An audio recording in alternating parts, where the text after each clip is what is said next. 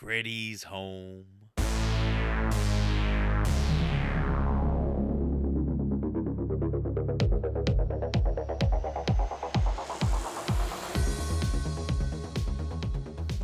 This is the Horrible Film School. Take a seat and slowly rip open your trapper keepers. I am Mr. Chris Purdy, and I'm here with the speechless Mr. Ryan Hootie.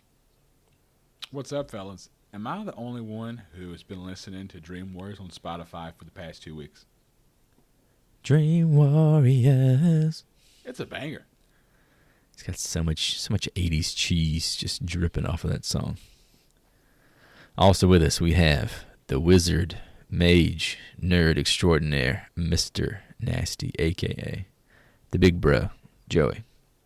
It's the same desire to feel the fire that's coming my way. We're the Dream Warriors.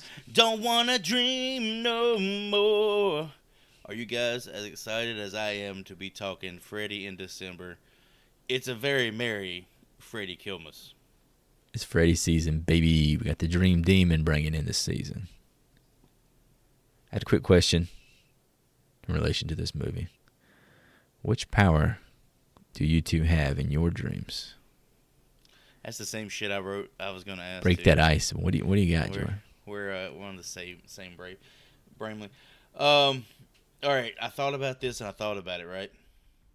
You kind of got to use a power that you already have, a la Kincaid. I want to grow my chest hair out, right, and entangle my victims. Like we be getting into like Evil Dead 1 vines type situations. Like chest tentacle hair is what you're describing. Yeah, I would have like chest hair that grows out to like tentacles, or not tentacles, but like it entangles the victims, and they would call me like Captain Kudzu. Wait a minute, he's saying victims. I think these. Are you the are you the villain in this fantasy? Yeah, I'll be a tag team. I'm here with Freddy. Oh, you're on the other team. I got it. I got you. It's a team up. Oh, I'm about to go find Torin.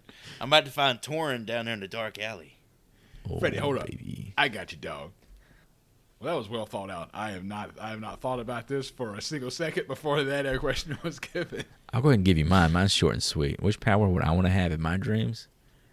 Kindness. Isn't that the gift of the season? How about a PG there? Wow. How about you like grow your hair out? No, I want to be more kind in my dreams.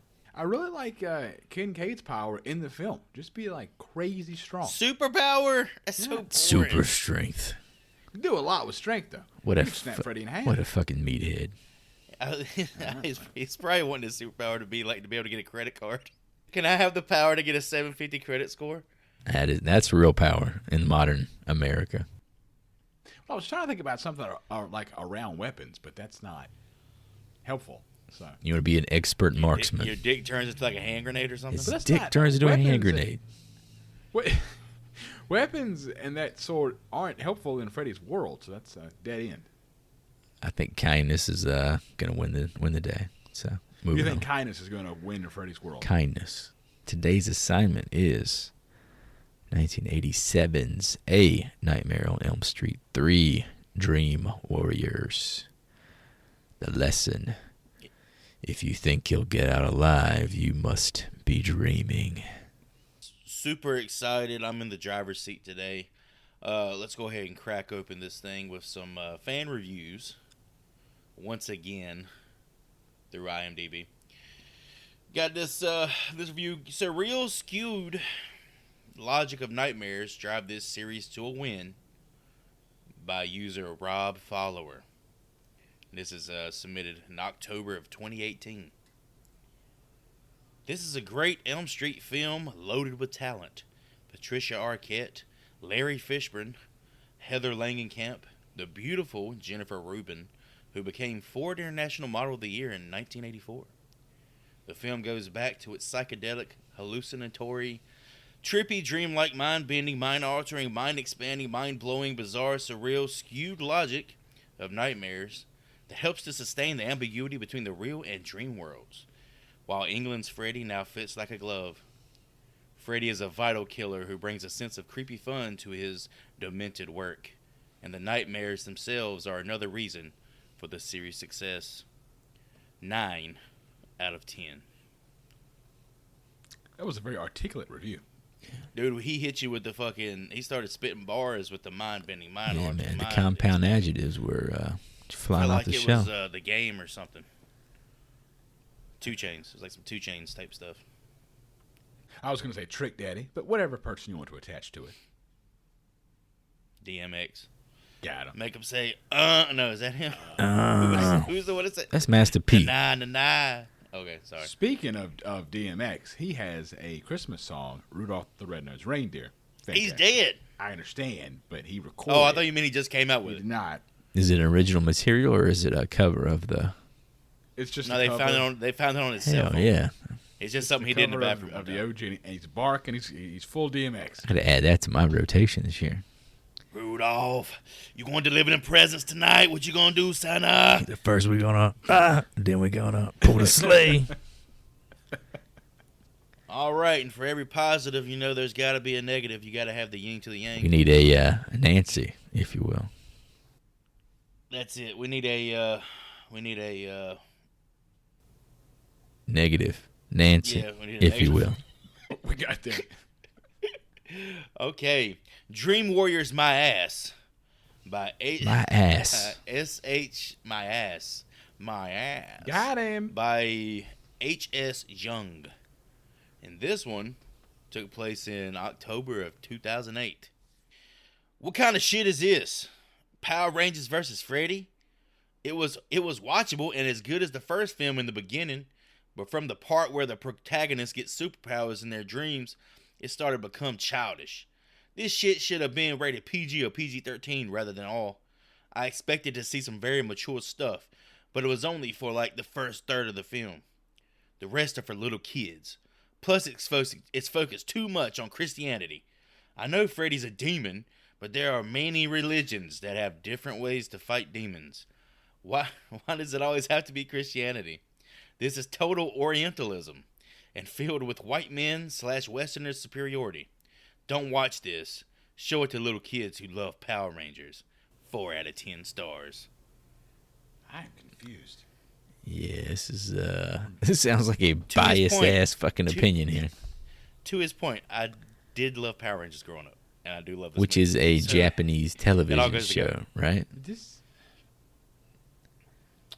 Did this guy just not understand Kincaid's character to call it about white people? Who is attached to fucking Kincaid? Like, that's his fucking boy. I can already tell. Well, Kincaid's my favorite character. I can already He's tell. Fantastic. But yeah, I'm very confused. And also, you can tell that we're from the South because in the beginning of that spiel, Joey said Power Rangers. Power Rangers. Power Rangers. One syllable. Power Rangers. Dude, I had those fucking Power Rangers, whitey tighties, and there was a fucking extra Ranger, the Brown Ranger, in that motherfucker. You know what I mean? Oh, I fell him. There's some skitties. I got to push back on this guy here. So he's saying this is an American horror movie. He's not making it racist. What he's doing, he's talking about religion. But this is an American horror movie, right? And you're complaining about the it's an American Americanization of it? I don't understand. Well, he's just saying there's other religions besides Christianity that could be used to fight, Yeah, but this demons. movie is set in America I where think the guy is he's dominant religion based on the name. is Christianity, right? Probably phrase it that way. But What do you mean? Like what? Joey said, I'm pretty sure he is an Asian. I don't know. Yeah, his fucking username is HS Young, and he's talking about Orientalism. I understand. What should I say? I don't know. I can say other words. I can say other things to get the same point across. I don't really get the critique. But Poor guy. This poor guy wrote What's one the review. main religion over in like Asia? I mean, there's like Buddhism, And we're talking like Hinduism, Japan and China. Shintoism. A bunch of isms, huh? Just saying, like, if I watch a Japanese horror movie, should I complain about it being too Japanese centric? Dude, I don't get imagine, it. all right, imagine Godzilla versus Freddy Krueger. Oh, it'd be perfect. There's no Godzilla would know what to do. Freddy would know what the fuck to do. Godzilla doesn't dream. He's got the reptile Godzilla- brain, man. Oh, Godzilla don't sleep, brother. He definitely sleeps his ass off. Nah, not the Godzilla -1. That motherfucker was terrifying. I'm gonna tell you what. Damn, that's the best horror movie of the That year. dude was scary, man. Hard. God, it was such a It's the scariest fucking Godzilla I've good. ever seen. Imagine like Jurassic Park, how you felt when you first saw the T-Rex in the dark. Wow. this is how Godzilla was portrayed Yeah, in the movie. movie's great. Yeah, It's really fucking good. I know that If you haven't seen it, go watch that shit. It is good. I know that you two are much bigger fans of the, what are they called, Chris? Kaijus. Kaijus. There we go. Does Godzilla live at the bottom of the ocean? Pretty much, yeah, like in the Marianas Trench. No, he lives within the Hollow Earth, and that's like a whole Yeah, like thing. beneath the ocean. Like there's a cave. I mean, you have different lore based There's on a different series versions of the character. Series of open chasms down beneath the, Chasms. like the Mariana Trench and stuff. Okay. Yeah, yes. A normie wouldn't understand. You wouldn't I get it. understand. I You don't. wouldn't I don't. fucking get it. You go to Skull Island, you damn ape. Let's talk about. You wouldn't last a day on Skull Island. I did enjoy King Kong. You would get skull fucked on Skull Island. Man, when they were down there in the mud and all them bugs and shit were crawling on them, oh my god, it's so good. I like the shot of the dude holding the grenades, just doing the full William Dafoe. Freedom. Nailed it. All right, let's hop over onto some directors / crew members. We're going to talk about a guy named Chuck Russell. What a cool fucking name, Yeah. man. Chuck Russell. Chuck Russell. That's not porn star material. I don't know what is. So he wrote the screenplay and directed this film. It's actually his directorial debut. Also wrote and directed the underrated 1988 remake of The Blob, starring who else but Kevin Dillon. You remember Kevin Dillon, Chris? From Entourage, of course. Johnny Drama, baby. Same haircut to this day. I actually just watched this film for the first time, and it was a decent watch. Yeah, it's good. That's what I'm saying. It's like it's super. Yeah, I've underrated. never seen that one. As well as directing efforts on Jim Carrey's The Mask, Eraser, and The Scorpion Scorpion King. King, bitch. I watched that in theaters. You bet your ass. That fucking CGI. Dwayne The Rock Johnson. God. What? You talk about bad CGI. That's some That's pretty dog bad. shit in there. If you smell what The Rock Is cooking. Dun, dun, dun, dun, dun. There we go. But yeah, this guy, I think he got this gig as a recommendation. I don't think he was like a first choice. I think they wanted Wes behind the camera for this one, right? Oh, they did. I got some notes on that. Well, there was a lot of, let's say there was a lot of chefs making the soup on this one. You had like 4 writers. You had Frank Darabont, Bruce Wagner, Frankie D. Wes Craven coming back, as well as Chuck Russell. But I think a majority of what we end up seeing was written by Chuck and Frank. In a interview with Wes Craven refers to the people who edited his script as Frank and his friend. So doesn't even call the director by his name.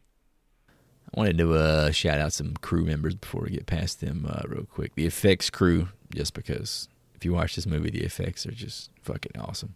Kevin Yeager was a name I saw on there. I know we've encountered him before. So yeah, shout out to those folks. And the guy who did the music, by the name of Angelo Badalamenti, who is David Lynch's homeboy, one of his good friends. He uses him in like Twin Peaks and a lot of his movies. So shout out to that guy. I always like to get my David Lynch references in here. Yeah, I know we always harp on, like, you know, this movie's got great practical effects, this movie's got a great soundtrack, blah, blah, blah, blah. But this is another example of a movie that is complete. Like, everything about this movie is redeeming. Yeah, it checks all Some the boxes. some of the effects may have not have aged that well, Goodness. but music's great. The fucking practical effects are great. Yeah, it's an all around good movie. We've reviewed a lot of films at this point. I think about 65, if I would guess. Roughly, yeah. And we don't always talk about how good the special effects are. So I feel like when we say it, they're pretty good. But as far as behind the scenes, I know we talked about Wes. Something I found that was kind of interesting was the fact he didn't want to make a franchise out of Nightmare on Elm Street, as we've probably talked about when he did the original. But he was really dissatisfied with that first sequel, Freddy's Revenge, which personally I think I liked better than either one of you. So that's why he signed on to co-write the screenplay for this one. But unfortunately, as we know, These things are always successful. And because it was, the series continues. You see, with Freddy's Revenge, it grew on me. I liked it, man. But it just it had the misfortune of being wedged between these two movies. Yeah, it definitely feels like the commercially, the one that movie fit. was super successful. But critically and just general public, it was not a winner. And to Chris's point, supposedly, I mean, there's so much to dig through with this, like to your point, Joey, all these chefs in the kitchen, that some of this stuff is hard to figure out what's true and what's false. But supposedly, Wes Craven turned down the director's chair because he was directing Deadly Friend at the time. What the hell's Deadly Friend? I've never seen it, but I suppose he directed it, and I'm assuming it wasn't very good. Also saw that his first concept for the film, Wes Craven's that is, was to have Freddy invade the real world. He would haunt the actors while they're filming the new Nightmare on Elm Street sequel. New Line Cinema rejected the idea, but years later, of course, Craven's concept is brought to the screen in Wes Craven's New Nightmare. Which is cool, because we're talking about, 1986 when he's developing this idea? And we know how, meta cinema becomes a thing in the 90s. Oh, yeah, his desire for, meta content has been around forever. It's just, it was too ambitious for the time. Yeah, it just does not fit in the 80s. At that time, horror hadn't been played out like it had been by the time, the mid-90s. Where all the rules were out and VHSs were on, loop of the 10 different Friday the 13th people had access to at that point. I thought it was pretty cool, though, that he kind of had that idea, and then a movie like Scream that he didn't even write kind of comes to him to direct. Kind of a full circle moment. To tie in my favorite horror film, allegedly, the Freddy glove that was stolen from the set of this film was found in another movie, hanging on the wall of the work shed in Evil Dead 2. Released the same year. Yeah, that's pretty wild. I think I read that, what was the guy's name? Mark Sostrom, something like that. I guess he worked on both sets at the same time, and the theory is that he smuggled the glove used in Dream Warriors to use as a background prop for one single day, which is why it appears in Evil Dead 2. That's the rumor. And then you brought it back? Yeah, no one knew it was gone. He just took it one day, took it to, I guess, the Raimi set, and then put it back. I had one more kind of cool note here. Before the script was even finalized, John Saxon and Robert Englund had written their own scripts for a third Nightmare film. Johnny. Apparently John's script, which was called How the Nightmare on Elm Street All Began. It's a prequel that Freddy is innocent, and pretty much he gets set up for the murders by the Manson family. It sounds fucking dog shit terrible. Whoa. Yeah. I read about Bizarre. It sounded fucking awful. I mean, you could tell he was an actor of the 70s. They were all reeling from the Manson family stuff with the Sharon Tate murder, the LaBianca murders, and all that stuff. So it's he kind of tried to make it meta without anybody, I guess, appreciating it, because obviously this idea is totally fucking ditched. I would enjoy a prequel, though. I think that's a good idea, just not that route of a prequel. I hate some of this shit don't need to be explained, man. A la fucking Rob Zombie's Halloween. And You keep taking duties on that. You're going to like it when we get there, I guarantee it. Why do you have to take Guarantee something so... I'm going to call it. He hates it. Ignanimous. Is that the right word? Ignanimous? Would you consider Freddy ignanimous at this point? We don't really know his origin. Yeah, I mean, you kind of get it dripped. This movie kind of yeah. gets into it, yeah. But at this point, it's pretty ignanimous. There's no... if you go ahead and you tell me where this shit came from and explain it to me beat by beat, it takes the mystery out of it. It takes the fucking, it takes the horror out of it. But yeah, we're talking about Robert Englund. He wrote a treatment as well. It was called Freddy's Funhouse. The protagonist was Tina's older sister, Tina from the original. She's in college when Tina's murdered, returns to Springwood to investigate how she died. And he said Freddy would have claimed the Elm Street house in his dream world and set up booby traps like Nancy had done against him. I think I read they used part of his script in the TV series. Yeah, I think that was one of the pilot or I things. guess it's a TV episode. I don't know. Was it a series or was it just different stories? I think it was a Tales from the Crypt type setup. It was. It was an anthology thing. But it's called Freddy's Nightmares. Is that right? kind of the last note that I had here was this is the first film from New Line Cinema to receive a national theatrical release, which I thought was kind of bizarre, but at the time, New Line was pretty young. This was distributed to 1,300 theaters. Before this, their films were released regionally, opening in several cities one month and moving to other cities the next. Damn roadshow style. That's pretty wild. Well, this is, as you always say, the house that Freddy built. Cougar up in Minnesota.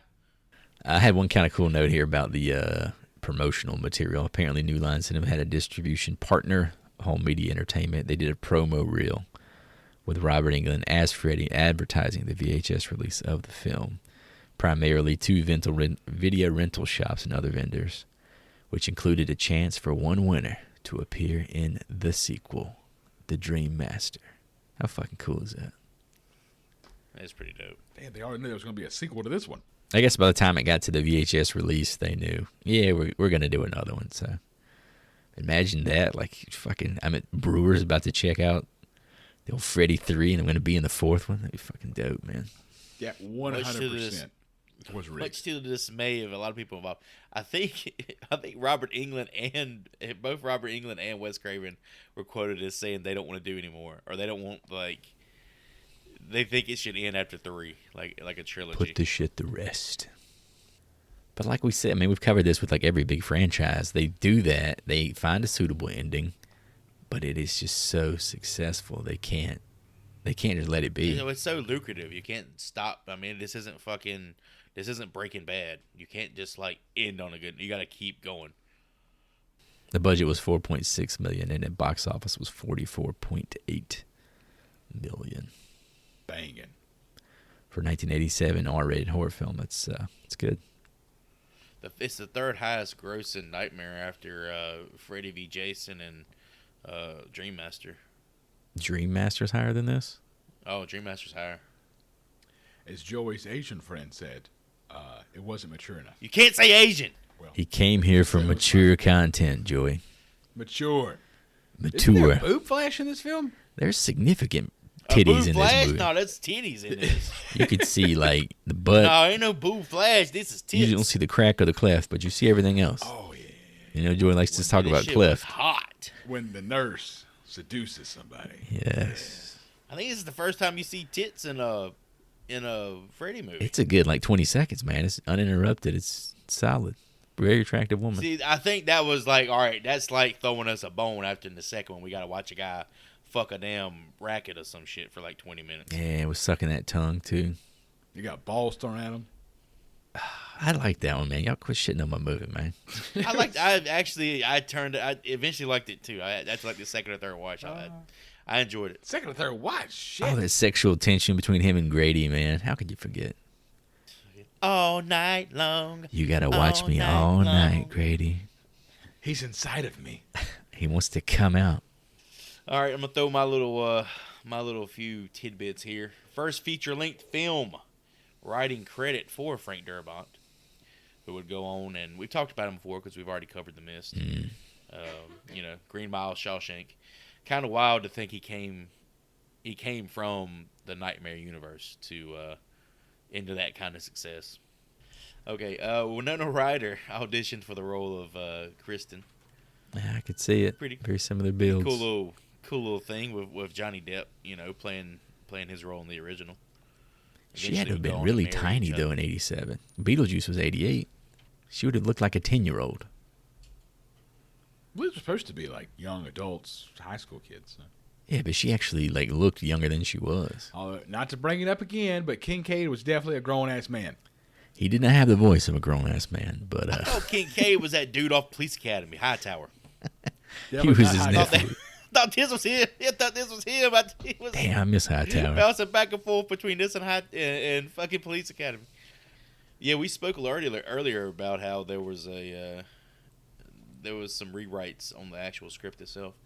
Bruce Wagner and Wes Craven wrote the original screenplay, and Frank Darabont and Chuck Russell had to do their rewrites to get the budget down a little bit, because what Wes Craven and Bruce wanted to achieve was ambitious, to say the least. I think somebody was either Darabont or Russell said they used 30% or less of the original script. So this definitely wasn't Craven's vision, but it's definitely like a skeletal frame of what he was going for. It definitely has like his ambiance to it. But yeah, other than that, I got a couple of different country movie titles for Nightmare 3. In France, the movie is known as Freddy 3: Claws of the Nightmare. Claws of the Nightmare? Freddy 3. Oh, oui, Freddy 3: Claws of the Nightmare. Oh, nice. That's French. That's French. Got him. Throw a baguette in there. And in Japan, can I do a Japanese accent? Oh, here we go. Can you? That's a good question. Here we go. Nightmare on Elm Street 3: Tragedy House. Tragedy House? That was pretty You good. sound like Shredder's right-hand man from TMNT.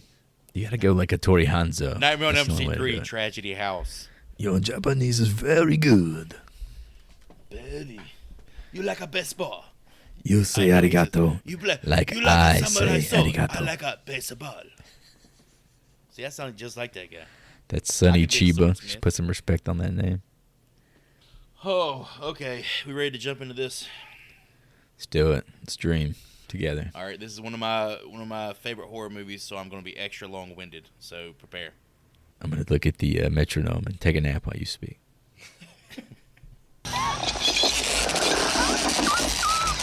This is it, Jennifer. Your big breaking TV. Welcome to prime time, bitch.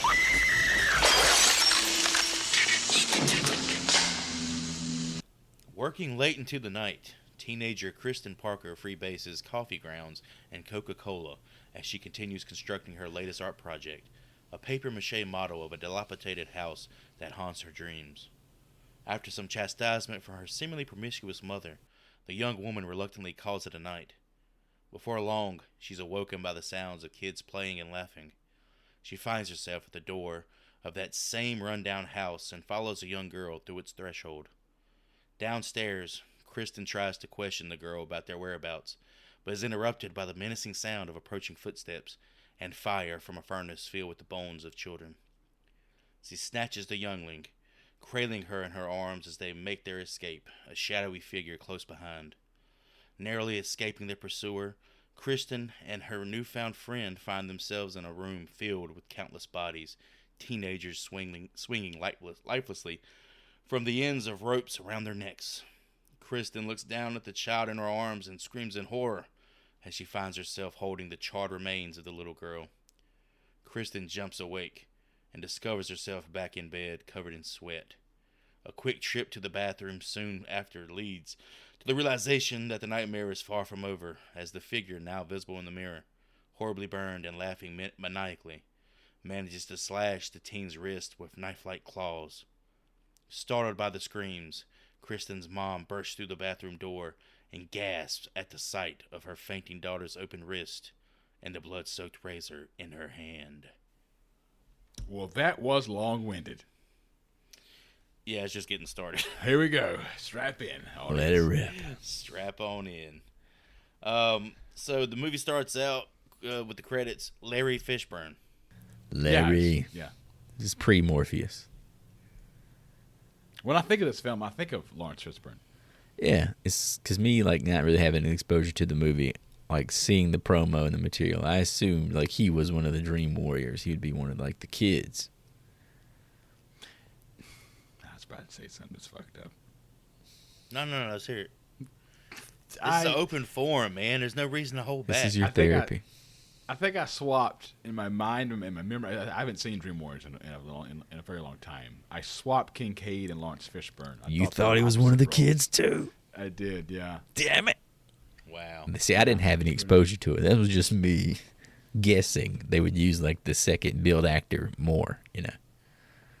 Here's the thing. I think on a lot of the box art for the movie, it has Lawrence Fishburne's picture Yeah. instead of Kincaid. Yeah, he's definitely all over the promotional material. But I guess it's probably all retrospective because at this point he hasn't done all the things that we kind of come to know him He for. ain't done Boys in the Hood yet. Yeah, it's coming. You can tell he's there, though, just watching him on screen in this movie. He's got the pizzazz.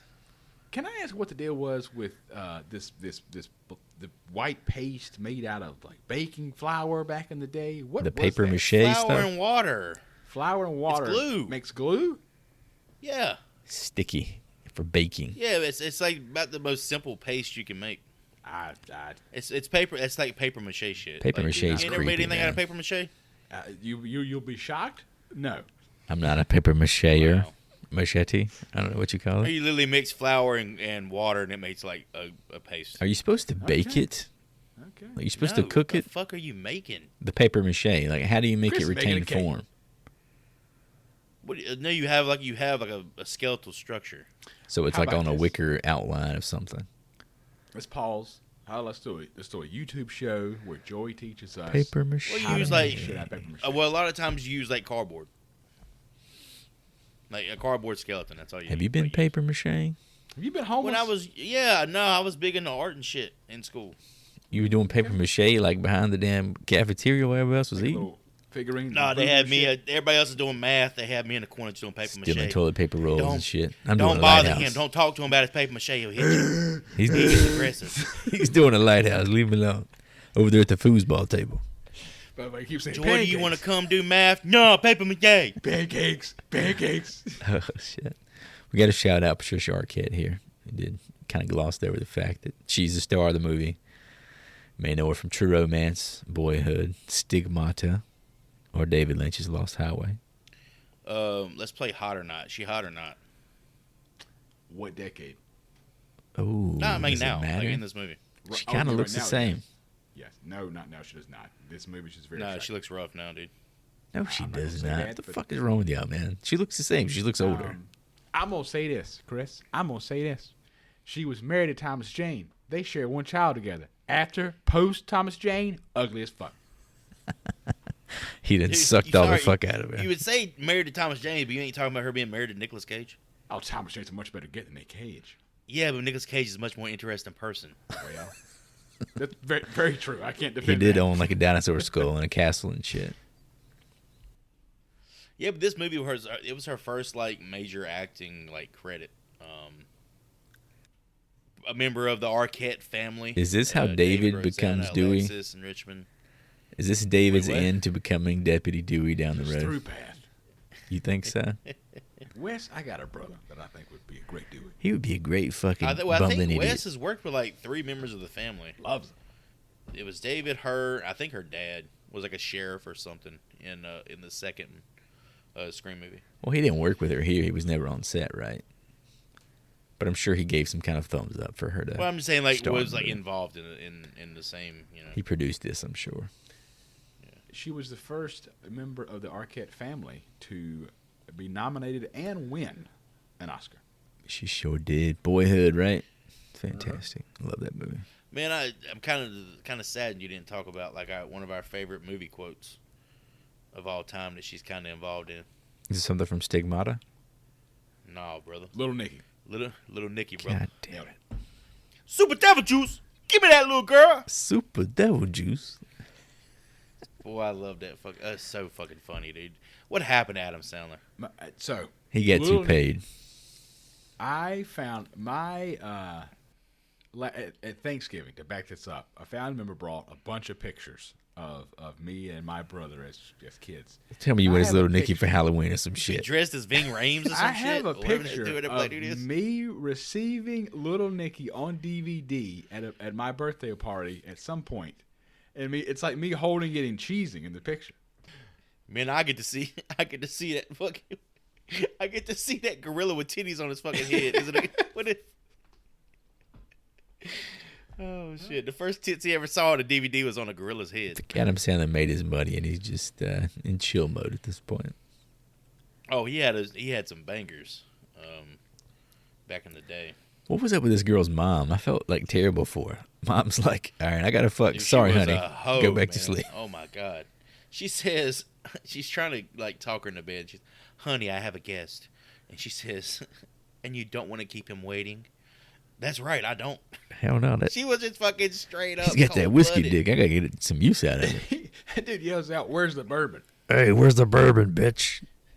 While upstairs, this like Yes. poor child is like struggling with her on sanity. I gotta go.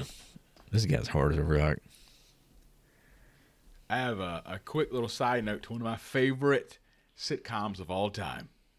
When she goes to the house and the little girls are doing jump rope and the creepy white dresses, one of those little girls, I cannot tell you which one, was Kristen Clayton, and she was Brad's girlfriend Angela on Home Improvement. Do, do, do, do, do, do, do, do. I'm still convinced that neighbor was like a serial killer molester. Wilson. No, Wilson. Man, why are you shitting on Wilson? No, come on now. Why is he not Wilson showing his always face? had fatherly advice. Why is he Wilson's showing always his face? rhyming Man? and ripping. What's he hiding?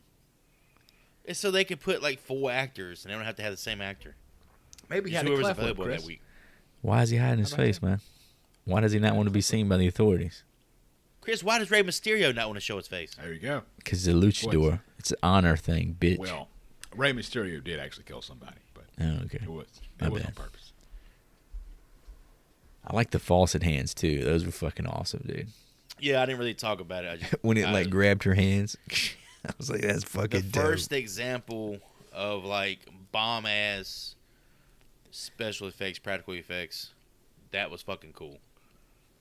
And I love a bed just showing up in the middle of nowhere. That's always like a cool segue in any kind of like dream That sequence. opening sequence, man. That opening sequence with it, that smooth ass transition right there. That's just like prime example of what you can do with these type of movies. It's that good dream. Because all these dreams, they can be like super abstract. So you can go from being in the middle of, you can go being in the middle of a bedroom to being on a street, like the side of a street in front of a house. Something about just a well-placed bed is creepy, interesting. I think Friday, these nightmare movies are like the only movies, like the horror movies that can get away with that. Yeah, they have it like baked into the idea though. They can To really go from, do like, one anything in place. these movies. It's kind of like a Yeah, free you can pass. literally do anything. Free At this pass. It's point, for not out of crazy the realm of shit. possibility. Yeah, it's definitely a benefit. At this point, we've already seen Freddy, right? He just pops up We have past seen the the boiler. silhouette of Freddy, and then we saw him in the mirror. Okay, so we can go ahead and talk about Robert Englund just to get it out of the way.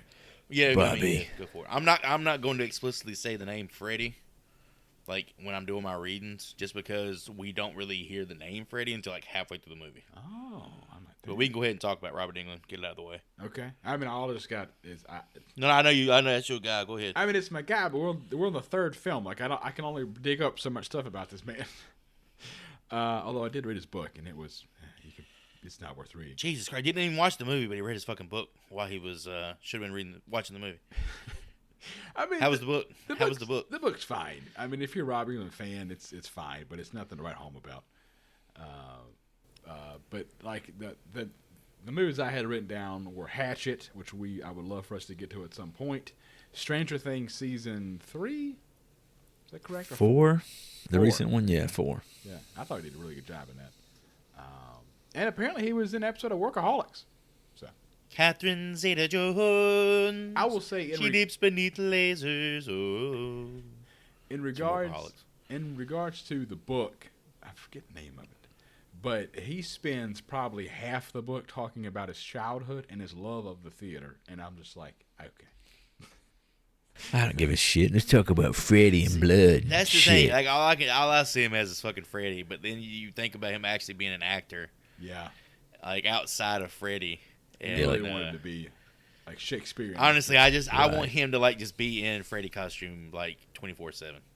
Yeah, How much of his You know, at life this did point, he dedicate at this to point, Freddy? he's tired of putting that fucking makeup on. Exactly. It's probably why he didn't want to do another one. But yeah. I mean, them paychecks, they cash. Although he did comment on Freddy versus Jason, they had advanced so far with his makeup that it was much easier. The following day at Western Hills Psychiatric Hospital, Dr. Neil Gordon makes his rounds, checking in on his motley crew of young adult patients amid a rash of unexplained local juvenile suicides. During the checkups, however, the doctor is summoned to the examination room, where newly admitted patient Kristen is freaking the fuck out after staff attempts to administer a sedative. Lashing out at anyone and everyone, she grabs a scalpel and slashes at Max the orderly's arm. Backed into a corner, the hysterical blonde slowly begins to chant a familiar nursery rhyme. 5, 6, grab your crucifix. 7, 8, better stay up late. 9, 10, never. At that moment, the hospital's new intern enters the room, all too familiar with the jingle herself. Nancy Thompson, now a studying psychologist specializing in pattern nightmares, finishes the rhyme, comforting Kristen long enough to disarm and put the girl at ease. Later that evening, Dr. Gordon and Nancy discuss the patients she's been tasked to study and their shared terror of sleep. Amidst their conversation, Neil discovers a bottle of Hypnosil fallen from Nancy's purse, confirming she too suffers from a nightmare disorder just like his patients. Back at the hospital, Max introduces Nancy to some of her residents, Philip, the resident sleepwalker, and his tough guy roommate Kincaid. Afterward, Nancy meets with Miss Parker to try and figure out what led to Kristen's act of self-harm. Unable or unwilling to provide any helpful insight, Miss Parker dismisses the whole thing as a mere plea for attention and directs Miss Thompson to her daughter's bedroom upstairs to collect her things. It's here that Nancy observes the papier-mâché house that Kristen built, the very same house that changed Nancy's life forever. Well, first of all, we met Craig Wasson as Dr. Neil Gordon. Got a big fat who right here for his credits. Hey, Don't know the guy. I got a couple. I'm sure he's credits. been in something. I'm sure he's been in something. He was in Malcolm X, somewhere in there. Sure. He was in Star Trek Deep Space Nine, my favorite Star Trek show. And he was in a film called, and he headlined the film, The Pornographer. We need the Tim the Tool Man on our soundboard for when we encounter people like this. That'd be perfect. I think they needed generic white doctor character. Generic. He kind of looked like Bill Maher. I kept getting Bill Maher vibes from this guy. Oh, I can see that. Maybe it was just the hair. And the nose, obviously. Wow. Today, Freddy Wow. Krueger. What's up with that guy? That's my best Bill Maher. I don't really watch his shit. I don't fucking know. We've also met Max. Oh, Larry Fishburne. Larry. Lawrence. A.K.A. Lawrence Fishburne, A.K.A. Morpheus. Morpheus. Take the red pill or the blue pill, Neo. Apocalypse Now, Cowboy Curtis from Pee-wee's Playhouse, Boys in the Hood, Event Horizon, personal favorite, Smoke from Biker Boys. Yeah. Don't forget it. Biker Boys. He you plays remember Biker Dr. Boys? Jack Crawford in the Hannibal NBC series that was criminally underseen. Fucking banger. Dude. Check it out. Mystic River, the Bowery King from the Color- John Wick movies. The Color Purple. His daughter, Montana The Color Fishburne, Purple. did porn back in 2010. Well, all right. Throw that out Put there. that in there. Never forget, Larry. Your Never daughter forget. Did porn, brother. To bring in the Christmas season with Mr. Freddy Krueger, Lawrence Fishburne was in Christmas at Pee-wee's Playhouse, a 1-hour special. Yeah, he was Cowboy Curtis. I didn't realize he was Who such the a fuck is significant role. Cowboy Curtis? I had the same thought. What about Heather Langenkamp, dog? She's coming in hot for this one. Oh, God, she was hot in the last She one. was Got that sizzling white- here. got that white streak She's a in her smoke hair. show. She's got that robe straight out of fucking X-Men. I'll give her another white streak. Match that motherfucker. That perfect 80s bounce in the hair to crew. She's like, I'm an intern. I was like, oh my God. You know how bad this doctor wants to touch her? She's close to the same age she was in the original. She right? looks Something exactly like the same. I'm just saying, like, they gave her a suit with shoulder pads, and it's like it's supposed to age her. Like, fucking. Let's dress her like Hillary Clinton. Everyone will see her as a young adult and respect her. So yeah, every good Halloween movie or Nightmare movie she's in. That's saying something. She's in 1, 3, and She's in New Nightmare. 3 of them, right? So she's Yeah. 3 for 3. That's the only that's 3 what she's you're in. saying? She's in the good ones. She seems like an incredibly nice woman. She's not a great actress, but good for her that she's the best part of these films. She might not be a good actress, but she's a bona fide scream queen. Yeah, I think, didn't we say that she kind of spun this into a career in special effects? Like, that's what she does now. She runs Yeah. like an Yeah, I effects think she studio. has her own company with her husband. That's cool, man. She apparently had a big part in the Midnight Club. Scream Queen. I don't know if we talked about it before. Scream Queen, Mount Scream Rushmore. Queen Mount Rushmore. Scream Top fours. Queen, Scream Scream Queen. Queen Mount Rushmore. Mount Rushmore. So Jamie Lee all right, Curtis. I think Jamie Lee Curtis is D. on Wallace. there. D. Wallace is on there. All right, in my opinion, if she's not already on there, she's well on her way. Mia Goth. She's definitely like the post 2000s. She's definitely on there. Mia Goth is there. And I had... All right, so we're saying Jamie Lee Curtis, D. Wallace. I'd say Heather Langenkamp's on there and Mia Goth. I'd say those are the 4 on there. However... What about Nev Campbell? I was about to say Nev Campbell's the one I'm... We're discounting I had a dark horse. Nev. And bear with me. Lynn Shay. Who the hell is Lynn Shay? Lynn Shay is the fucking old lady from Kingpin. Oh, yeah. She's been in a lot. She's in The so Conjuring. many horror movies. She was in Nightmare on Elm Street, Critters, Insidious, The Grudge. She's in so many horror movies. But is she headlining any of those? We were thinking headliners, Chris. Does she scream a lot in those? Definitely not what in the the fuck is Conjuring. Nev Campbell in besides fucking... never mind. All right, she's in like every Scream movie. Yeah, she is the franchise. If she's not eligible, I guess Heather Langenkamp isn't eligible either. That's a tough Because they're thing. in like that's all they're in. Other than those, do we want to talk about Philip and Kincaid? Oh, of Are course. those- Who is this? all right, what the fuck is Kincaid in? Oh, you all mean right, the guy who he Ken- had cast incorrectly in his Ken memory? Sagos. Ken Sagos. Yeah. What the fuck is he in? Ken Sagos was in Elm Street 4, The Dream Master, and his big break, one episode of The Bernie Mac Show. Jesus, Oh yeah, huge man. break. I need somebody to do his voice. I need to hear his voice again. Can anybody impersonate this? I can't recreate that man's weird Tony voice. It's definitely like a weird pitch for a guy that big. What are you talking about? His voice in the movie? Yeah. Anybody sticks me with that needle, I'm gonna fucking put your ass down. But he's got like a Chicago accent in there too. Ain't nobody put me to sleep. I'll kick your ass. You better come get me, Freddy. Ain't nobody Hey, scared Kruger. of Fuck you, Kruger, you Freddy, pussy. Freddy, Kruger, you pussy. you. You burnt face pussy. It's like, that's spot on. Joey is spot on because it's so bizarre. It's hard to be that tough and sound his like character that. is actually he's really great in the movie. And Taryn, played by Jennifer Rubin, was in The Doors and a solid B horror film, Screamers, with Peter Weller. Also in the hallway scene, when the doctor first talks to Taryn, she is wearing a Dokken shirt. And Dokken, of course, sang Dream Warrior. Dream Warriors. Wanted to mention Bradley Gregg as well, the guy who plays Philip. Just kind of a somber note. He was good friends with River Phoenix. Dude had some great hair too. Yeah, but he was in Stand By Me and Indiana Jones and the Last Crusade with River Phoenix. R.I.P. brother. Stand. When the night has gone. If you're gonna sing it, you gotta sing it. This just stop right there. That night in her hospital room, Kristen nods off only for a split second and wakes to find herself once again trapped in the derelict house. Unable to escape, she comes face to face with a giant serpent and its human head, its gaping maw wrapping itself around her legs as it begins to swallow her whole.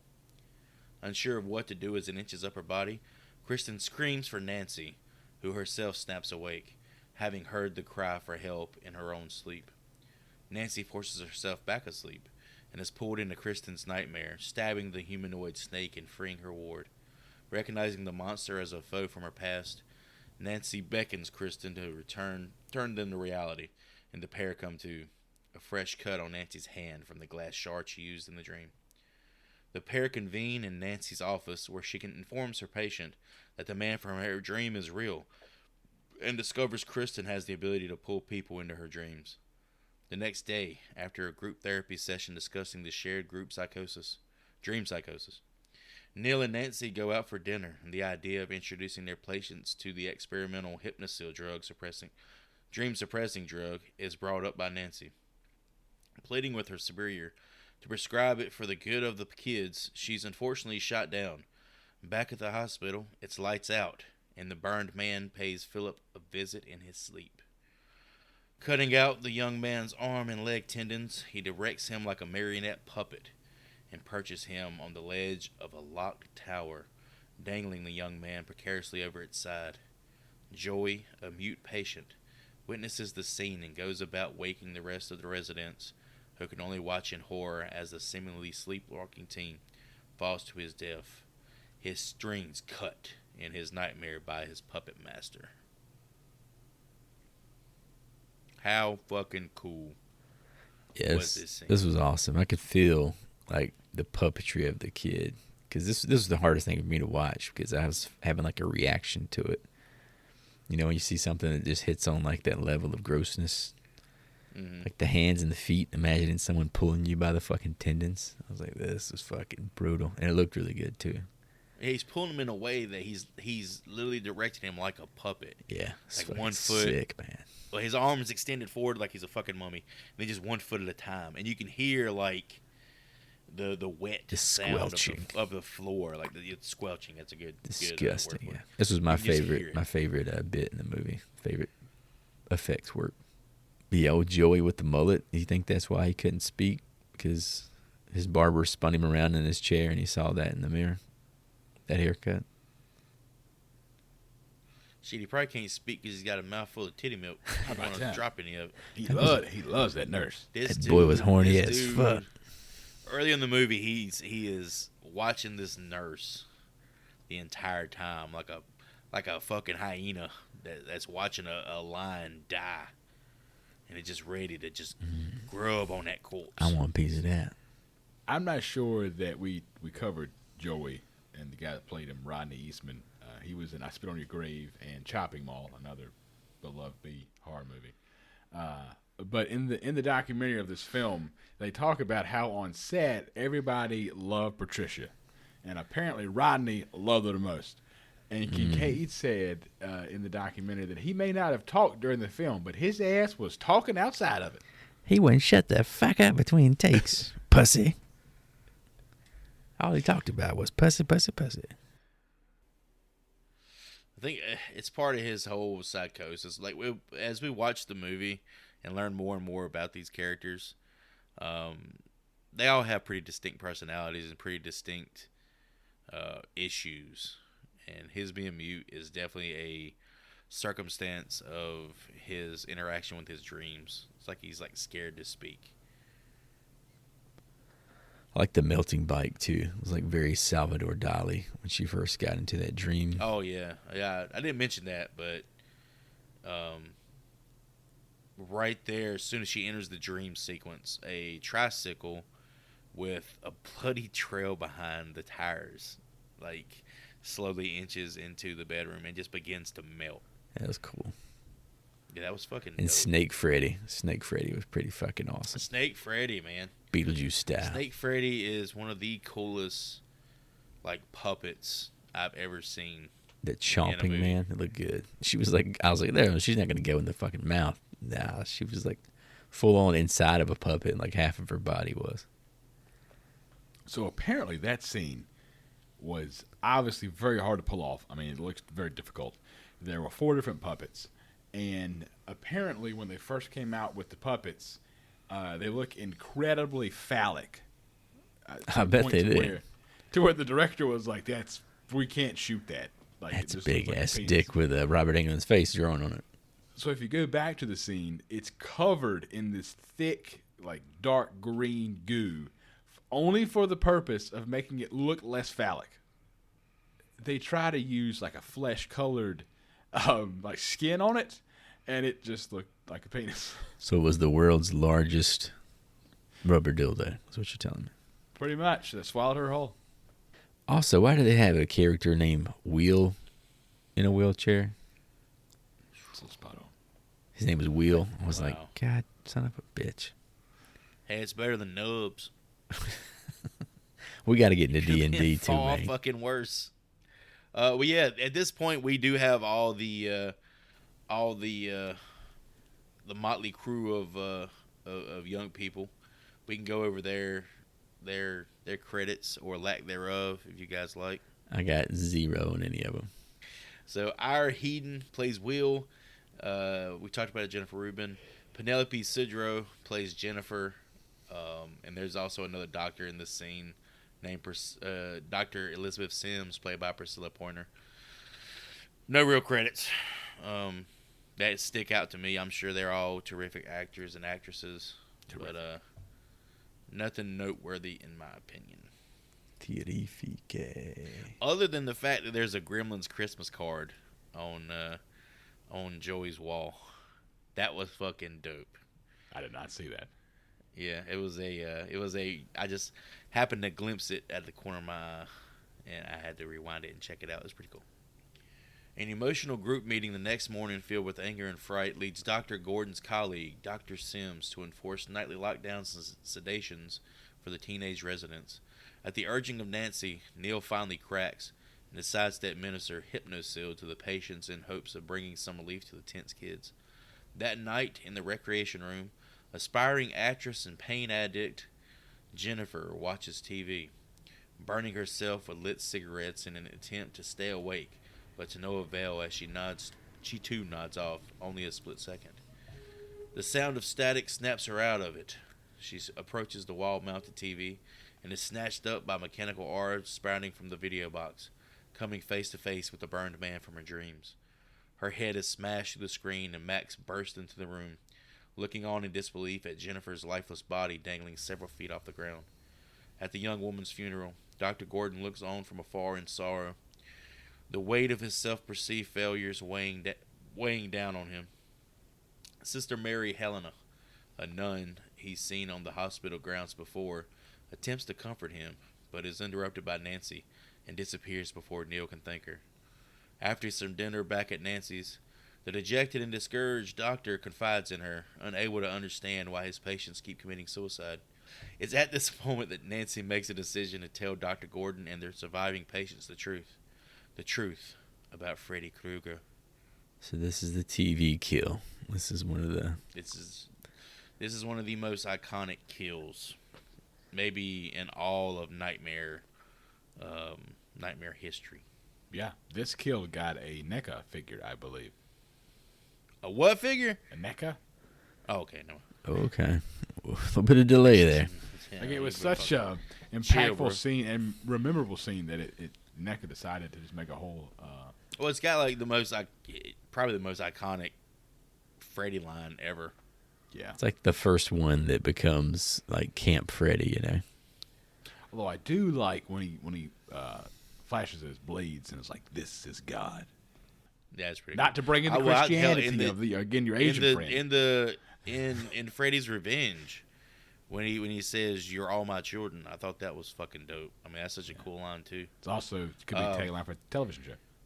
Yeah, but the line we're discussing. This is it, Jennifer. You big breaking TV.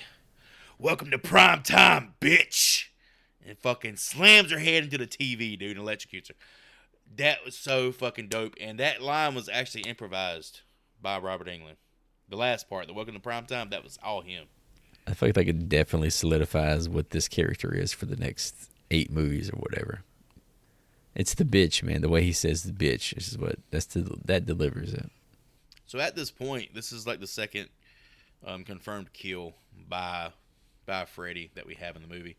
And the kills are unique in the way that they are being killed, they're having some part of their personality or some part of their weakness as humans used against them. For Jennifer, we didn't really talk about it, but she had ambitions to be a TV star, to get well, to get out of the nut house and go be in television. For our boy Philip, his pastime, his hobby was to create puppets, artistry, stuff like that.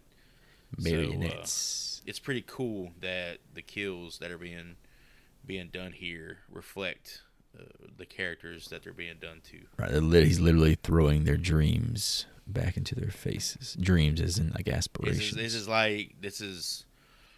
This is Freddy at his most devious. This is the second time we've seen the nun as well. I didn't mention it earlier, but is it pretty clear at this point this bitch is a ghost? Yeah, she's always dressed in white, just fucking disappearing. No one else acknowledges her. I noticed she was the ghost at the funeral for sure. But then I second guessed, well, why did this guy have some special power to be able to see ghosts? But you will later figure out why. But How? All right. Also, at this point, it's pretty obvious Dr. Gordon's trying to fuck Nancy. Oh yeah. What dries up a woman's pussy quicker than a lack of fucking confidence? The way he's acting in this scene, bro, it's like cat litter on a fucking vagina. I've never seen that. That imagery. He's like a doctor who's halfway in control of his patients, right? Because he has to split duties with the Nurse Ratchet like character, the old. Dude, she is crotchety as fuck. Yeah, the old like fuck these kids lady. Dude, these kids keep committing They suicide. keep fucking right? dying. Her answer to fixing the kids is making them sleep so they can't fucking kill Put themselves. these motherfuckers to sleep and they will live. Yeah, you just keep them asleep, keep them tied down to bed, they won't fucking die. But yeah, we're not healing them, but fuck it, they ain't gonna die on my watch. Shit, let somebody else take care of it. Coming from a guy who has no game and little confidence when it comes to that category, I kind of feel for the guy. I mean, again, how often is he encountering attractive women that are actually available to him in his line of work? The fucking Nurse Marcy's been there forever. She's way out of his league, man. She has Nurse no Marcy, dialogue. here's the thing, it's a power dynamic, because he's a doctor. At the next group meeting, Nancy spills the beans, detailing what she went through 6 years ago, and who the demon who haunts their dreams really is. The dreams of the last of the Elm Street children. Using group hypnosis, Kristen attempts to use her ability to pull everyone into the same dream space, but fails. The crew decides to take a break and retry in a bit, only for Joy to spy Nurse Marcy in the hall who beckons him to follow. The two get down to going down while back in the meeting room, while the remaining members come to the realization that they are in the dream space together and have extraordinary abilities there. Nurse Marcy, tits fully bared, and Joey's cock on swole, suck face down the hall, deep tonguing, maybe too deep, as the tongues fuse together, the conjoined tongue binding Joey to the bed frame, completely helpless. Freddy, his charade now over, hovers above him, smiling ear to ear as the mattress falls away and the common room begins to change. A pit of fire and bone licks at Joey's back, and the group is herded like sheep in a scalding hot room of metal and flame. The end seems near as the lone door rattles and bursts open, and Dr. Sims walks in on the sleeping group, appalled at the unsanctioned session, unaware of the horrors they have witnessed. The group comes to, except for Joy, who lies comatose in the middle of the floor. Put that pussy in a coma. What's wrong, Joey? Are you tongue-tied? Tongue-tied. This is the third movie where Freddy uses his tongue in some weird, extravagant torture. I met a bitch. He's all about the damn Tacoma. tongue, Put that pussy in a coma. And in Freddy vs. Jason, it's a lot of emphasis put on him licking the pictures and putting them in the book. So, we want to go over everybody's, special powers. You got a quick list? Let's fire them out. I know Kristen can do Kincaid's flips. Kristen can do flips. Yeah, what Will the can fuck walk, is that? Do magic. What is Kristen doing Kincaid is- exactly? Hold on. She can do flips. She a Cowboys cheerleader? What the fuck was her Double, power? triple, quadruple. She's like, Yeah, watch she this can do shit. flips. How did I know you couldn't do that before? And then the doctor's like, holy shit! This bitch can do a cartwheel, motherfucker! Fuck, dude. We must be dreaming. Hell, in my dreams, my dick works. I ain't never seen no shit like that. In my dreams, Nancy's my girlfriend. And she's fucking sitting over there. Oh, that's sweet. Sorry. That's sweet, Sorry, Ray. bro. Wheels can walk and do magic. He can walk. That's his special power. A little bit earlier, we found out he is a dungeon master. He enjoys. He's a D&D. wizard, motherfucker. So he's an actual wizard. He's the master wizard master. Whistle. He's the whistle He master. literally goes, I can walk. Like, oh, this really Oh needs to shit! be Look at said. this. Here's the thing: he can walk, but he can't do flips. He Ain't that can't do fucked up? flips. Why didn't he just go straight to the flips? Then he gets the walking as a side bonus. Kincaid is strong as fuck. Taryn, she has a Yeah, leather Freddy. jacket. Keep fucking Taryn with has a cool haircut. Taryn gets a mohawk and a leather jacket. She and turns into hairstyles. Elizabeth Salander for some fucking reason. Joey's superpower is he doesn't come in his pants. Nice. She also she gets a switchblade with her Yeah, costume. Because she's bad, motherfucker. I'm bad. No. I'm beautiful and bad. Bad, daddy. She's so all right. She's gorgeous. She's beautiful, lady. Pour But it out now. I could She is a. give me the hair down though. Give me the hair down. Oh, the you talking about the mohawk? The spike is it's just a weird look on her. Nah. Apparently, her and one of the other cast members would go to lunch in their costumes, and they would like get eyeballed from some of the locals. He said, "What? I'm bad, motherfucker." I did like when they were talking about like how old girl could like pull people into her dreams. The fucking nerd was like, "Oh, we could link up," like they're playing fucking Halo, like a LAN party or some shit. Yeah, I think part of the reason Will got cast in his role is because he was an actual dungeon master in real life. Like he played D&D in real life. He knew the terminology. No one else knew what the fuck they were talking about. But yeah, we also have a sex scene here, boys. So we got them titties. The music during the scene where she's bedding Joey. That shit sounds like some menu music from a JRPG. Did you guys pay attention to that at all? I did not get Japanese RPG vibes from that. It's like I'm running through Breath of the Wild, like out in the field. It's This is like upbeat very flute. out of place. This is too The deep music for in a guy who thinks Godzilla's the bottom of the ocean. Godzilla was in The Kill Bill music 3. in the movie is fantastic, right? It's great. This shit sounded so out of place. Maybe it was like stock B-roll audio, all they could use. We get another one-liner right here from Freddy that's it's like a dad joke on the nose type deal. What's wrong, Joy? Feeling tongue-tied?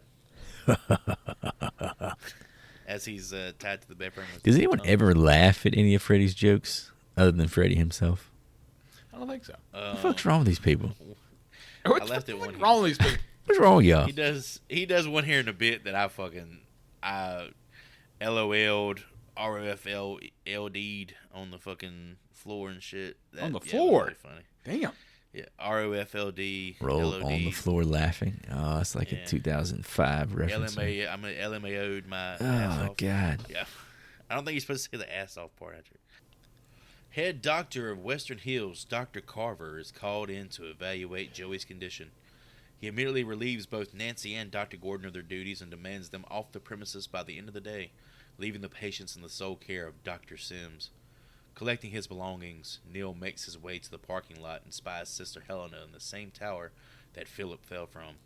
He breaks in and confronts her, learning the origins of Freddy Krueger, the bastard son of 100 maniacs, as well as what it takes to stop him. At Joey's bedside, Nancy stands watch in disbelief as Freddy carves a message in the boy's chest. Come and get him, bitch. Nancy and Neil decide to confront her despondent father, Donald Thompson, hoping to discover the location of Freddy's remains. Unsuccessful, a call comes in from the hospital, and Taryn informs the doctor that Sims has Kristen in solitary confinement and sedated. Nancy rushes back to the hospital, and Neil vows to find the remains, forcing Lieutenant Thompson to help find the bones, but not before a little pit stop at a church for some crosses and holy water. Back at the hospital, Nancy convinces Max to let her have one last meeting with the kids. So John Saxon is back, baby! Yeah, I know. I saw when the credits first started rolling, it had and John Saxon. I thought he'd be like in like some stock footage from like the OG from the first movie or something. I didn't think he was going to be in like a significant part of the movie, but he was in there, pretty lengthy. Yeah, he was a big part of the third act. Yeah. Did we talk about the doctor going up into the old schoolhouse with the ghost nurse and talking about her just getting railed by all the crazies? Bastard. Oh yeah, He's a bastard son of 100 maniacs. We didn't go into it now. That was tough. She was like, yeah, they locked her up here and hundreds of maniacs just raped her for a couple of days. Actually locked up here for a weekend, and they hid her away. And then they just took turns going to town. The way she delivered it was like, wow, okay. The bastard son of 100 maniacs. That's a hell of a fucking title. It's pretty cool to see John Saxon again because he's just such Hollywood. Dude, that guy's royalty. in everything, man. Yeah, he's was good friends with Bruce Lee. He was one of the people like he actually trained back in the 70s. So, and Bruce Lee and all of them were kind of closely tied to the whole Tate LaBianca murders with the Manson family. So, kind of going back to my note earlier, he's definitely of that late 60s, early 70s Hollywood becoming the new Hollywood era. A note on John Saxon. Apparently, he was in From Dusk Till Dawn. Was he? He must have been so damn old and unrecognizable that I didn't Apparently, catch yeah. him. What the fuck was he doing in From Dusk? You sure it wasn't one of those sequels? Or the TV show or something? That sounds like a sequel or the TV show. You think he would beneath himself to be in the damn sequel of Bruce Campbell? No, Bruce is in the third one. The second one has the guy from T2. Yeah, I Robert just stopped Patrick. in for a quick Robert bite. Patrick. There you go. Just dropped in for a quick bite. That's one of our. So he's the from dude from Pulp Feast. Fiction, bro. The dude from Oh, Feast. Feast. Yeah, Yeah, our we talked first about that a long episode. time ago. Man, Man, that was so long ago. man.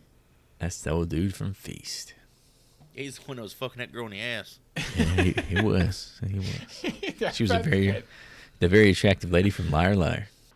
Dude, that's back when our episodes was like 35 minutes long. We've come such a long Back way. when we learned to shut the fuck up. What did he tell the girl? Like, hold on, baby, you gotta be quiet, or something like that. He said Yeah, I some think weird he's like, line. I think her son's in the closet, and he pulls out, hits him in the head with his shoe, and he goes back to fucking. Jesus, man. We're rehashing old episodes now. We fucking. You know they got like we're 4 full sequels to spiral. that movie. I've watched them. They're pretty bad. That's pretty fucking rough. Are they as bad Wow. as We 2001 We thought Maniacs? Feast was going to be bad too, but guess what? We was surprised. Feast The was sequels great. have a lot of CGI. Like, it's a green screen room, God damn and it. it's the movie inside of that. Just no effort whatsoever. The only other thing I want to talk about in this sequence of events, the carving of the message in the chest. Yeah, I feel like this Much was, like the other effects in the movie, look fucking dope. Yeah, this really like popped in the trailer. It's definitely like what sells you in that trailer that we watched. It's like a zipping sound effect they got going on at the same time, which makes it even creepier. Freddy, it's a Freddy thing, you know. You can hear his voice even though he's not speaking. I think that's what kind of makes it cool. When they go to the bar and you see John Saxon, and the doctor tries to buck up to John Saxon. What Yeah, the fuck? he pushes him up against a post. I'm like, this dude, get the fuck. This You gotta dude keep in knows mind, martial arts. At this point, John Saxon's character is a fucking security guard for like Walmart. He's got a beer and a whiskey.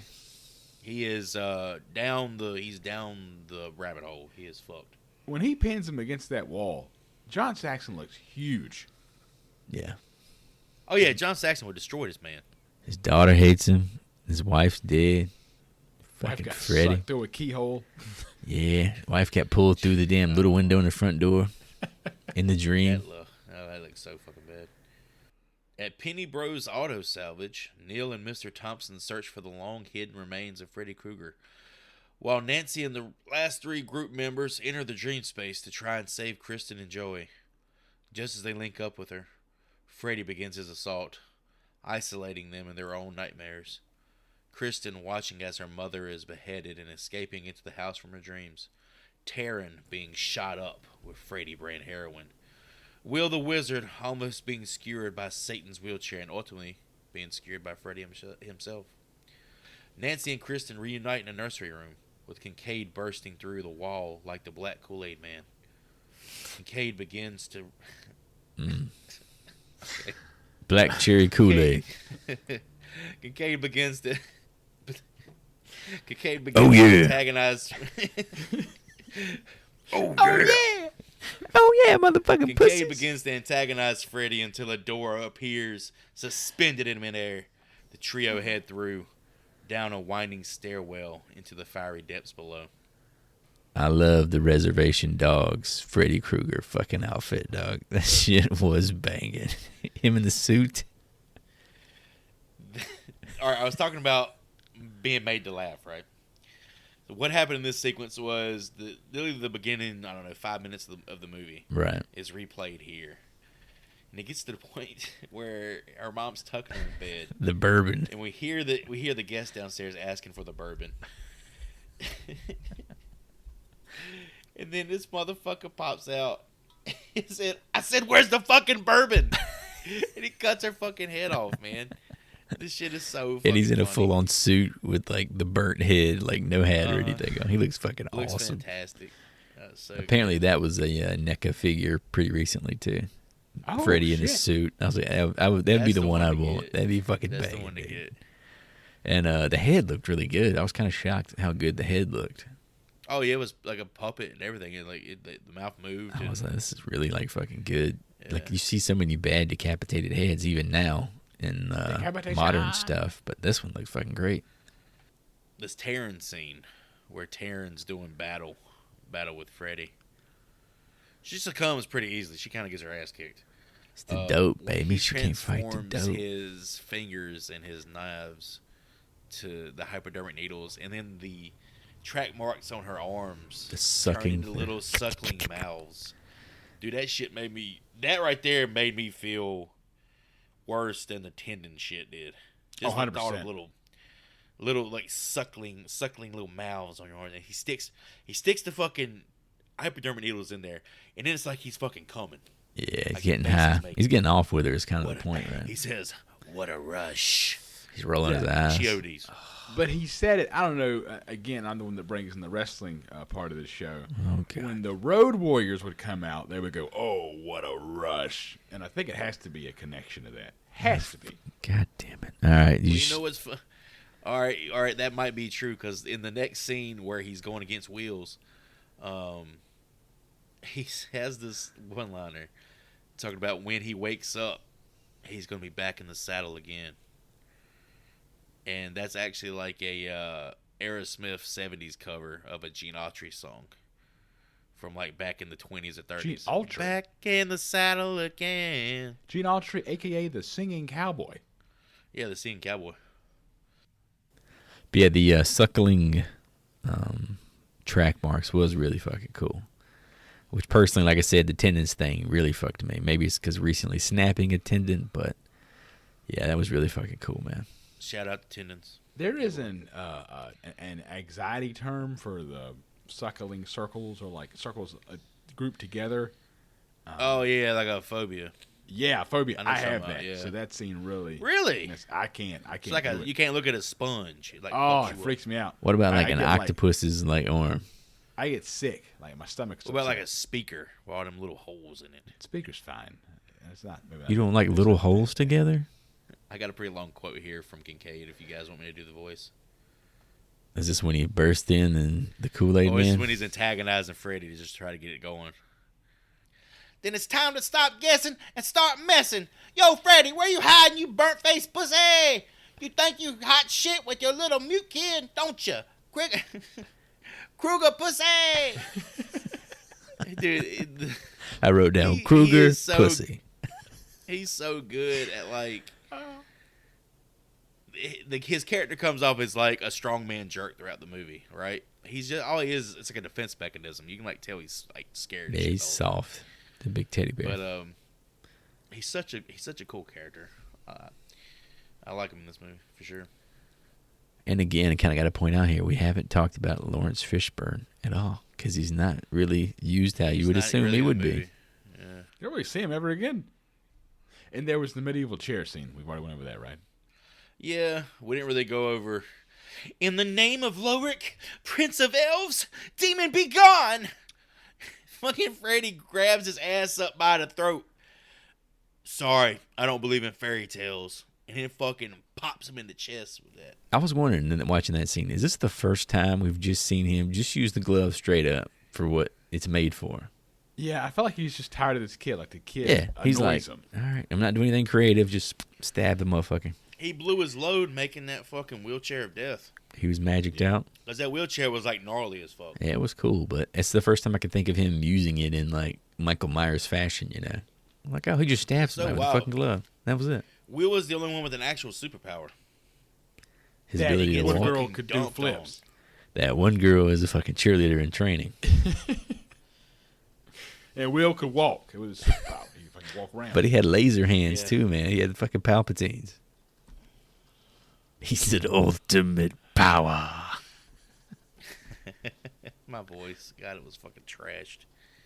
Did y'all go back and listen to that episode? Oh, Sounds I had to like edit it. fucking I shit. definitely heard it. God. Ugh. Back at the junkyard, Neil and Donald finally collect the remains, stored in the trunk of a red Cadillac as the Dream Warriors reach their destination. The boiler room from hell filled with bones, scrap metal, and horny boy Joy, still lashed above the pit. His bindings begin to slip, but Nancy is able to grab his hand just in time, saving him from a fiery death with the help of Kincaid. Soon after, the trio engage Freddy in vain as he's grown too powerful, the souls of the children granting him strength. Before he can deliver the killing blow, however, he senses his remains being disturbed and disappears, only to reemerge in the real world, possessing his skeletal remains and killing Lieutenant Thompson while knocking out Dr. Gordon, burying him in a grave they had just dug. Down in Freddy's nightmare, the quartet find themselves trapped in a room of mirrors. Freddy reappears and begins to multiply in the mirrors, dragging the original trio within them while Joey cowers in the corner. Finally discovering his dream power, he unleashes a powerful scream, shattering the mirrors, destroying Freddy, and returning his friends from their doom. So Joey's going all Sindel on this motherfucker right here. I like the mirror effects. They were really good. Yeah, I think they said it was like Mylar or some shit that they did this with, because it wasn't any CGI. So far I've liked the stop motion they've used, except for the skeleton. That shit doesn't look good at all. Yeah, because the way they got it superimposed against like a real person is tricky. It works, but it is. Oh, when they did the puppet earlier, it looked fantastic. The seams are there, but it's a tricky But bit. you have this action scene here. Yeah, it's hard.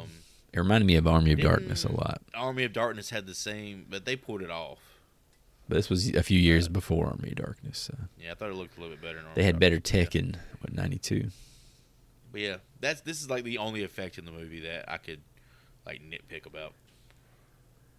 And John Saxon just dies in a very boring, Oh, he just in a very like I think it was fitting, honestly. anticlimactic.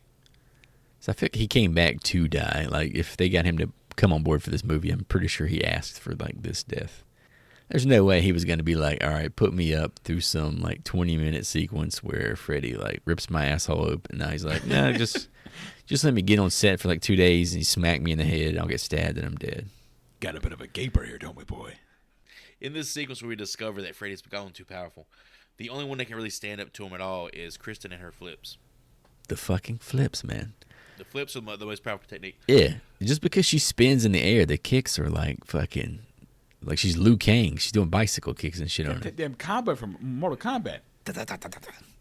We get a Nightmare on Elm Street staple right here as well, with the faces of the souls that Freddy's collected being displayed on his like chest. That gross Very belly. cool scene. We see this and say it's so fucking cool, man. Because you could actually see some of the details of characters we've seen die. Oh yeah, I their think faces. this is like Taryn and Will. Yeah, and I could make out the marionette kid's face in there. I was like, that's pretty cool. it's so fucking dope, man. That's Will walking around in his chest. Look at Will. He made it. He's It ain't even, all it is fucking Will's wheelchair wheel. You just see it poking out. Sure of their victory, they embrace, and the soul of Nancy's recently departed father appears. She rushes forward to give him a final hug goodbye, just as Freddy's gloved hand pierces her chest. M. Night Shyamalan, eat your heart out. The dream demon casts her aside and locks Kincaid and Joy out, pouncing on Kristen.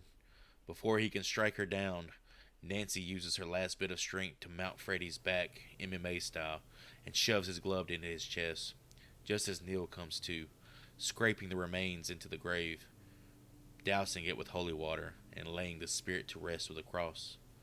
In the dream space, Freddy bursts into a flash of light as Nancy dies from her wound. Or does she? That's it's another dead legacy character. So yeah, Freddy gets stabbed in the chest with his own glove. And that's kind of his undoing. what is his undoing here? Is it that in combination with a simultaneous burial? He has a wound. I guess he has a. All right, I'm gonna sound like pretty stupid. He's got a wound in his chest, right? Right.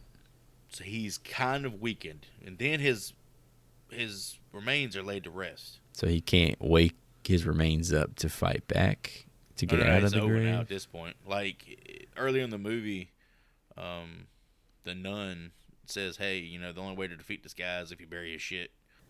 Bury that motherfucker.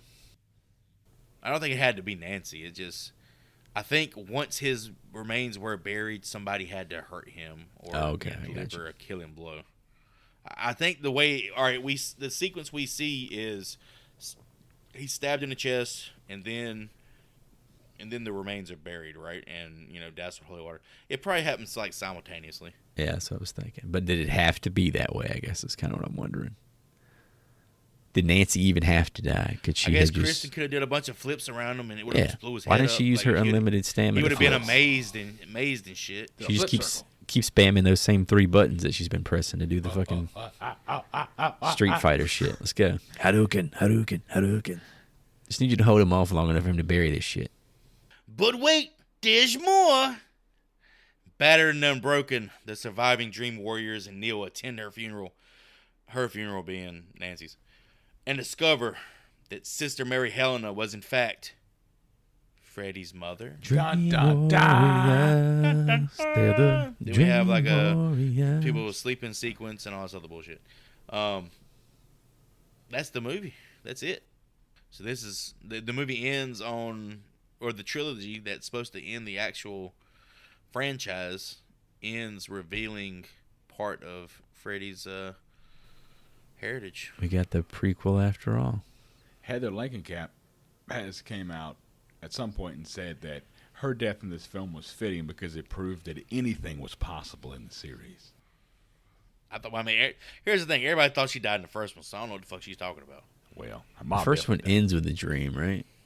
Mom died in the dream, though. Hold on. It's a dream within a dream because she Freddy's dies at first, and then her mom dies. Freddy's sweater pops over. Sweater, yeah, this is true. Remember being confused about that first ending. That's weird. This movie kind of cops out when it comes to the ending. All right, so the movie ends, and I didn't really say anything about it, with Neil falling asleep. He's got the paper mache house, and he's got Nancy's little dream doll she kept in her house. Yeah. Right there. And in the paper mache house, the upstairs window that was Nancy's light turns on. Lights up.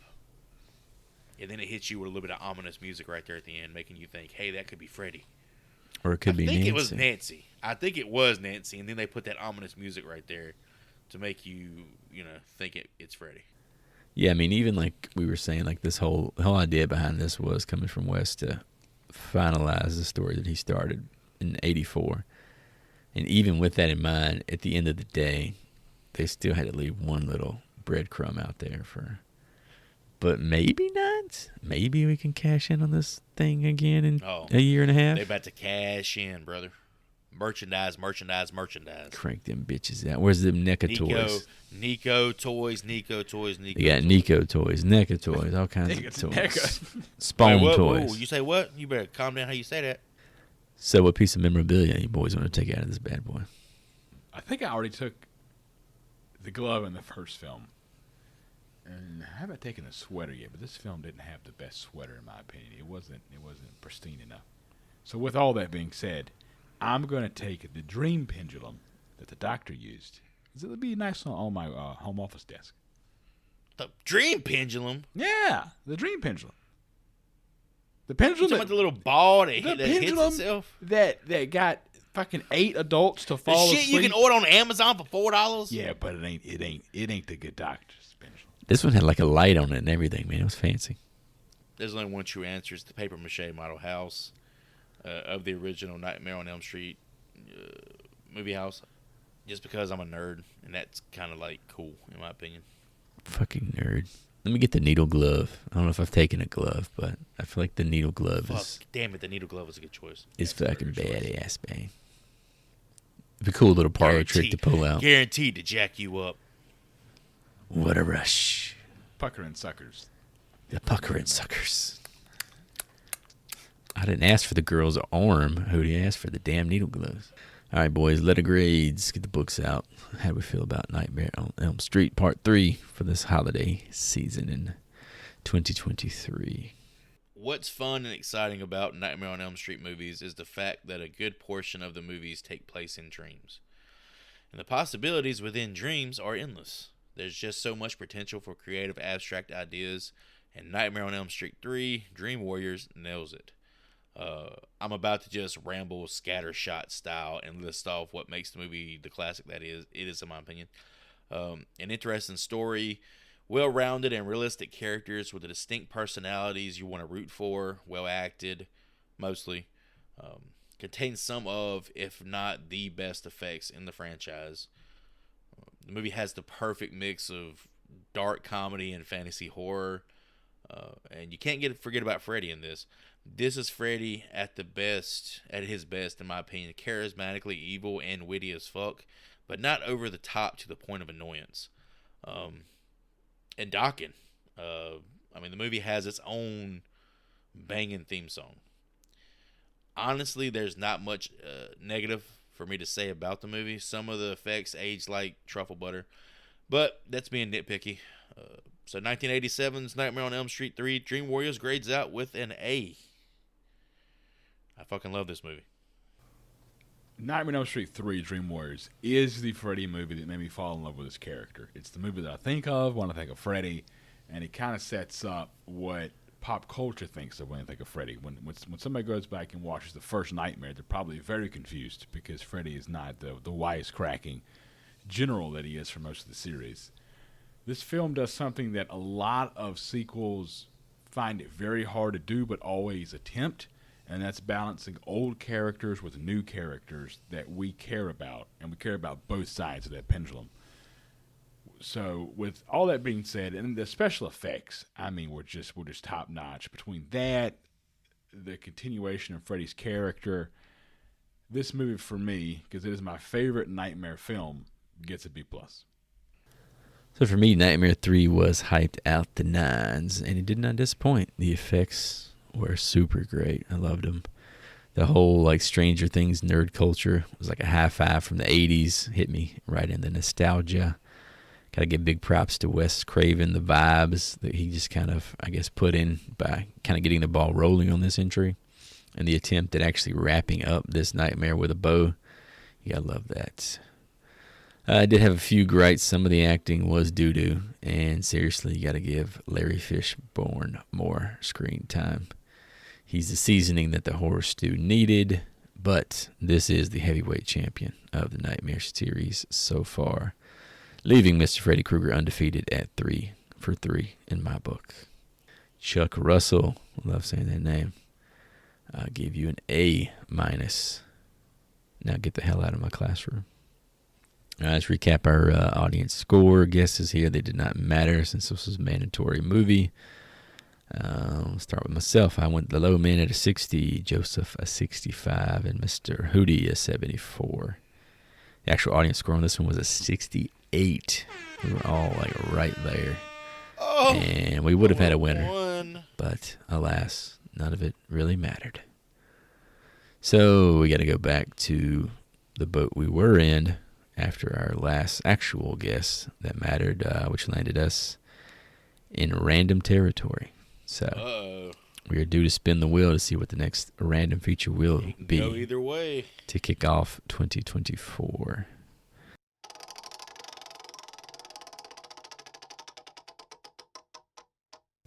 And it looks like we are going to be watching 2004's Saw. A James Wan movie, if there ever was one. Fellas, You want to play a game?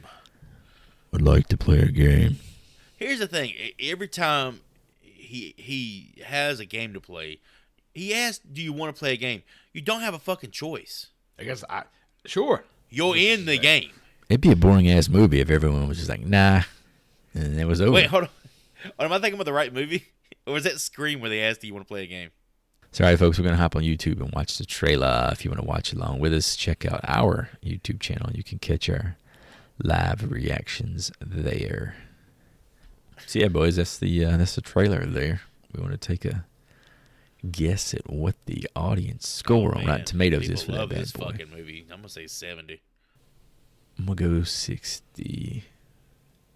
Still have to remember the fact this is in the torture porn genre that a lot of people just fucking despise. I'm doing 62. 62. Did you just look it up? You boxing out motherfucker. Is that what he just did? That's He no. looked it up? I literally just boxed out Chris. Fuck him. All right, folks. Thank you for listening. Check out our website, horriblefilmschool.com. You can find links to all the podcast platforms, the Instagram, the merch store. Give us a follow. Leave a review. Send us some Hypnosil. I'm going to say goodbye and offer my support to women rising from the grave to spur someone to put to rest the everlasting soul of her bastard son of 100 maniacs. As always, folks, if you're hearing our voices, tell at least one person you know, spread that love, spread that campaign. And I guess I get to go grab my handy jigsaw and get to work. I'm out. So yeah, thanks for all the likes, the subs, the listens, the follows, the downloads. We really appreciate you guys and gals' support as well as your time and attention. Be sure to join us in the next one when we play a little game with Billy in 2004's Saw. Class dismissed. Merry Christmas, Happy New Year.